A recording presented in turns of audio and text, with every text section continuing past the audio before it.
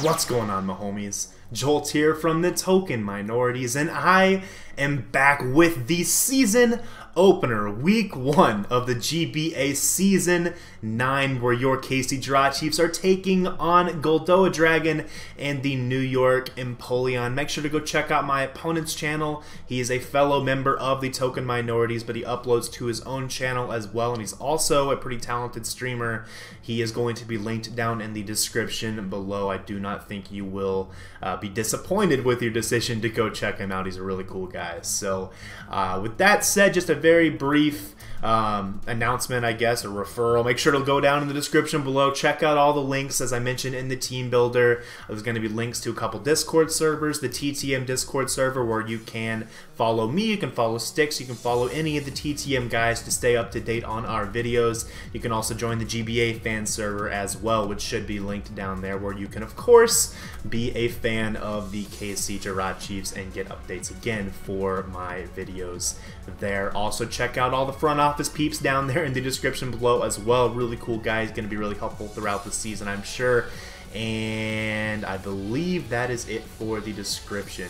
Yeah, did I mention the team builder? If you haven't seen the team builder, make sure to go check that out as well. Now, anyways, let's go ahead and jump right on into this team preview, as my opponent, GoldoaDragon, decided to bring the Victini, the Superior, the Dialga, the Crobat, the Donphan, and the Mega Beedrill. This was not the team that I expected, if I'm being totally honest. I expected to see for sure the Tapu Lele. Despite having a Magearna, I feel like Tapu Lele is still really good against my team. I expected to not see both Crobat and Mega Beedrill. I thought that the Crobat slot would probably be a Zapdos, and then the rest of his team makes sense. Maybe a Ditto thrown in there somewhere as well. So seeing the Superior and the Crobat in conjunction with the Mega Beedrill is what I thought was kind of interesting. And the fact that he has the Crobat, the Superior, the Mega Beedrill, that tells me that he probably doesn't have the Scarfer on his team, though it's still possible. I'm not really sure. We're just going to have to kind of scout him out here throughout the game. But anyways, the team that I'm bringing for this week, if you haven't seen the team builder already, just a very, very brief overview. It is an Ayapapaberry Crocodile. It is a Habanberry, what's it called? Bolt Strikemon. Wow, I'm blanking. ZEKROM. Sorry about that. A Habanberry ZEKROM with Tailwind, a Trick Room Magearna with Calm Mind, a Standard Protect 3-attack Scolipede with Rocky MZ, a Fat Mew with Knockoff, and a bunch of just gross moves, and then a 3 attacks plus Stealth Rock Mega Aerodactyl. Basically, game plan to win with the Magearna, chip him down with the rest of my mons, and keep Stealth Rock on the field at all times. So just looking at what he brought here in this game, Stealth Rock looks really, really nice against his team. So we'll see how that comes into play here in this game. But in terms of the lead matchup, like I mentioned in the team builder, we are leading off with the Crocodile guarantee. No matter what he wants to lead with, I should be able to deal with it, unless it's the Superior, in which case I'm going to be switching straight out into something else. But with that said, let's go ahead and jump right on into this battle and get this season of the GBA on its way. So going to be challenged by my friend GoldoaDragon. Good luck to him, of course, as I'm going to lead off with the Crocodile, and he is going to choose to lead off with his Victini, which immediately kind of implies to me this is probably a Choice Scarf Victini. Otherwise, there's no reason to risk a non-Choice Scarf Victini against a potential Choice Scarf Crocodile lead, which I thought was a very possible option on my end as well. So he is just going to go straight for the U-turn. That damage reveals that he is probably Jolly Max Attack, and I'm just going to take this as an opportunity to go straight for a knockoff. I have absolutely no reason not to go for this knockoff, and he's going to give me Donphan's leftovers, which is perfect. My game plan going in was to weaken down Donphan in the early game, and it looks like that's exactly what he's going to allow me to do, as I am just going to go straight for the Toxic on the Donphan, and it's going to proceed to start getting worn down here as we're about to trade Stealth Rock. One thing I did not mention at the beginning of the video, and I want to throw this in now, thank you, big shout out to Aaron2420 for recording my game for me. He's going to be recording my games for me throughout the season, so big shout out to him. I'll try to link him down in the description below as well. As I do get my Stealth Rock up here on the Donphan. Now I realize this could very easily be a Rapid Spinner, but if he wants the Rapid Spin, that just means he's going to be worn down faster. That just means this thing's not going to be around later on in the game whenever I'm trying to win with the Magearna. Now here, he actually puts me at perfect amount of HP to where if I save my Crocodile and come back in on Stealth Rock, my Eye of Hoppa Berry is actually going to trigger and I'll get 50% back on health immediately. So I'm going to go ahead and preserve my Crocodile here in this situation, especially because he could easily just go for an Ice Shard here, which is something I did expect here as I go into my Mew. Now this is another good opportunity to just go straight for another knockoff if I want to. I could also go for maybe a Seismic Toss here and get some pretty free damage off on whatever he decides to go into, as he does opt to just go straight into the Superiors. I just go for the safe taunt, just in case he wanted to go into maybe his Crobat and try to defog away the hazards, or even just go into this thing and try to defog away the hazards as well. Taunt overall was just a pretty safe play. It also prevented a possible Toxic, just in case the Donphan wasn't going to be in Seismic Toxic range, as here now he's just going to go straight for the Leaf Storm with the Superior, and it's going to do a decent chunk of damage. It looks like I should be able to still take a second one if I need to. I am going to go ahead and knock off his leftovers though, because this thing is looking like it could be a little bit annoying. Admittedly, I underprepared for Superior a little bit just because I thought it was definitely not one of his best 6 Pokemon, but you know, he obviously disagreed as he brought it, so we'll just kind of see how this comes into play. As now I'm going to go into my Superior knowing he's almost definitely going to go for another Leaf Storm. I do quad resist that, and as you can see, I chew that up. It does probably 25%, as now I'm going to be able to immediately threaten him with the potential for a Mega Horn or a Poison Jab. But of course I do need to protect first just to make sure I outspeed this thing, as unfortunately Scolipede is just a hair slower than the Superior. So now that I have my Protect up, I almost know, I'm almost positive he is going to try to switch into the Donphan, expecting a potential Poison Jab or a potential Mega Horn, but I am just going to go straight for my Z move, just in case he wanted to go into the Crobat. I really lost nothing by doing this, in addition to the fact that this is still my best move to actually hit the Superior, as I didn't bring either of my stab options. So the Continental Crush is going to go off here, and you're going to see it's going to do a net of like 2 to this Donphan. So this is definitely a thick boy. This is probably a max defense Donphan based upon that damage, which again doesn't really surprise me too much considering the makeup of my draft. But as we can see, I am just going to go ahead and chew the Ice Shard damage, which may or may not put me in range of rocks depending on the roll. Fortunately, it does not put me in range of Stealth Rock, and I'm going to be able to knock out the Donphan, and we are going to score our first KO of this season of the GBA.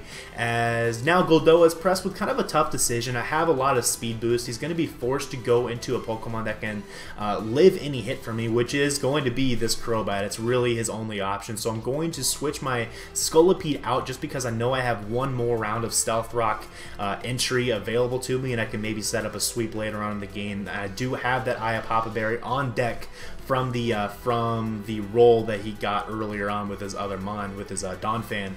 So the Eye of Hoppa Berry is going to trigger here. I'm going to be able to intimidate the Crobat and easily survive this Brave Bird to where a second one will not be able to take me out, which basically just gives me a 100% free knockoff here on this turn. He can't switch into anything freely. Something is going to eat a knockoff. It's not going to appreciate it, and we're just going to have to see what he is going to switch into here to take the knockoff, and it ends up being the Superior, so that makes a lot of sense. It already had lost its item. Maybe I should have predicted that and made another play, but I think this still was overall the best play that I could have made, and unfortunately for him, I do get the critical hit on the knockoff, which might come into play later on in the game based upon the amounts of Stealth Rock switch-ins he can have with the Superior here, as now he's going to get that Reflect up, and he's going to be now definitely in Stealth Rock range, so that basically meant that critical hit just removed an extra opportunity for him to switch into the Superior, which I'm not really sure how much it mattered in the long term. That's something we'll definitely need to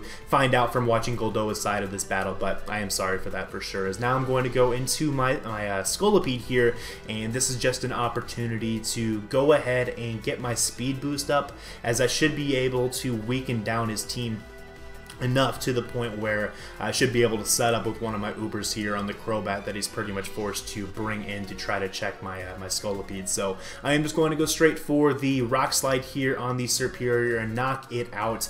Also was able to stall out a turn of his Reflect in the process, so that's definitely nice, as he's almost certainly going into the Crobat here. It's literally his only option in my opinion, unless he wants to give me free damage on Victini, in which case I'd be a-okay with that too.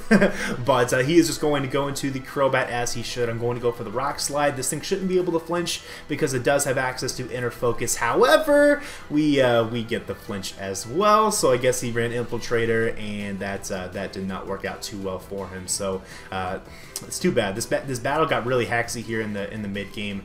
And yeah, I'm sorry about that as well. Like, what can you really say? That sucks. The Crobat would have been able to knock me out in that situation. What I would have done is just gone straight into my ZEKROM or my Magearna. I think I would have gone into ZEKROM though and set up a Tailwind, because then I'd be able to just puncture his team significantly. He had no Dragon Resists on his team as he didn't bring the Tapu Lele, so I would have been able to do a ton of damage to whatever wanted to come in. And yeah, it would have been a good time, but either way, now instead Scolopede's going to get this big damage off on the Dialga, and the Dialga is going to be able to knock me out with a Flash Cannon, but not before this Scolipede does a ton of work, picking up 3 kills here in this game. You really can't ask for much more than that out of something that was meant to be a mid-game breaker. So now I'm going to go into my ZEKROM, and I'm going to just go ahead and set up the Tailwind, because I have really no reason not to just set up a Tailwind here. I don't lose much in doing so, and even if he is able to somehow survive the upcoming Dragon Claw, which he can only do if he has a pretty large amount of HP investment, I believe, as I'm definitely chewing this Draco courtesy of my Habanberry. Even if he is able to survive the hit then from my ZEKROM, I could just go into my Magearna from there, and I should be able to start claiming kills, honestly. All I need is +1 to be able to knock out the Victini after a round of Stealth Rock damage, and I highly doubt he goes hard Victini on my Magearna, but I guess he might. I won't put it past him, but you know, even so. So now he's going to go into the Mega Beedrills. I am able to knock out the Dialga. I did get a crit on the Dragon Claw, which again I think mattered as well in the calcs. So again, really haxy mid game. I'm sorry about that. Unfortunately, the hacks did cause this mid game to turn into a late game situation, as now he just doesn't have much at all left to be able to deal with the remainder of my team. All he has left is the Mega Beedrill and the Victini, neither of which are really able to deal with this combination of ZEKROM under Tailwind, in addition to my full health Mega Aerodactyl in the back, as well as a full health Magearna. He simply can't deal with all those Pokemon. So that's kind of just how this game unravels here for Goldoa, as he's going to go into the Victini. The only way he can knock me out from this range is if he locks into a Psychic move, which won't be able to deal with my Magearna, or he locks into V-Create here and puts himself in guaranteed range of my Aerodactyl's Earthquake, which is exactly what ends up happening here. So he is able to knock out my ZEKROM, but I do have the Mega Aerodactyl, which easily is able to outspeed a -1 speed Victini, even with the Choice Scarf. And as we're going to see, we're going to have our first Mega Evolution of the season, as Dark Phoenix is going to come in, Mega Evolve, and click the Earthquake button. And as we'll see here in just a second, this means that the Victini is going to drop, and your KC Jirachiefs are going to pick up our first victory of Season 9 of the GBA against GoldoaDragon. So good game to Goldoa, of course. Again, make sure to go check out his side of the match as well. I believe it is live commed, so if you want to watch a live comm of this battle, again, that is a good opportunity for you as well. Again, I apologize for the hacks in this game. Nothing I could have done about it. I wasn't trying to get any hacks, but that's just kind of how it worked out, unfortunately. And from the sound of it, he's had a lot of bad luck in his other games here recently too, so I really feel bad about that now. But even so, it's not like it's hard to really know. What I want to say is it's really hard to know how this battle would have actually played out if no hacks existed. And saying like no hacks existing, it's something that's very rare in Pokemon, honestly. But if the crit didn't happen on the Superior, if the flinch didn't happen on the Crobat, if the crit didn't happen on the Dialga, like, who knows what would have happened. There's a lot of different moves that could have been made. Unfortunately, we weren't able to actually see how the battle would have played out, but that's Pokemon for you. Even so, great game to Goldoa. I thought he played it really well considering what he had to put up with, and you know, good luck to him in the future weeks as well. But as for us, we are moving on to week 2. Next week we have a battle against Randy, the man that handed me my final L in the GBA D-League back in my season where I played in that. with some pretty heat strats there as well. So I have to expect the unexpected against Randy, I think, and we'll just see how it all goes down. He has a really threatening team. It should be an exciting matchup, and I think he did pretty well in week 1 too, potentially. I'm not really sure. You're gonna have to go watch the game and find out on that one. But anyway, thanks for watching, guys, and I will see you all in the next one. Peace.